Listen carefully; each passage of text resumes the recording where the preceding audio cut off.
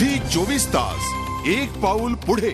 अन्न आणि औषध प्रशासन कायद्याचा बाऊ करत राज्यामधल्या औषध विक्रेत्यांमध्ये दहशतीचं वातावरण निर्माण करतंय। त्यामुळे औषध विक्रेत्यांच्या मागणीवरती सरकार दरबारी तोडगा निघत नसल्यानं हा 3 दिवसीय बंद पुकारण्यात येणार आहे, अशी माहिती the Maharashtra state chemist and drug असोसिएशनचे अध्यक्ष जगन्नाथ शिंदे यांनी दिलेली आहे। त्यामुळे 16, 17 आणि 18 ऑक्टोबरला राज्यातली सर्व औषध दुकानं बंद ठेवण्यात येणार आहेत। यात राज्यातले जवळपास 50,000 औषध विक्रेते सहभागी होणार आहेत। स्त्री भ्रूण हत्या रोखण्यासाठी केमिस्टवरती टाकलेले छापे, क्षयरोगाची औषधं देण्यापूर्वी त्यांच्या नाव पत्ता नोंदी करण्याचा अन्न आणि औषध प्रशासनाचा आदेश तसंच इतर मागण्यांसाठी हा बंद पुकारत असल्याचं संस्थेकडून सांगण्यात आलंय।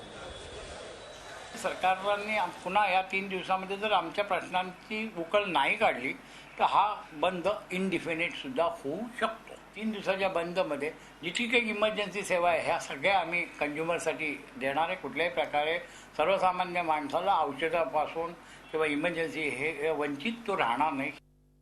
झी 24 तास एक पाऊल पुढे।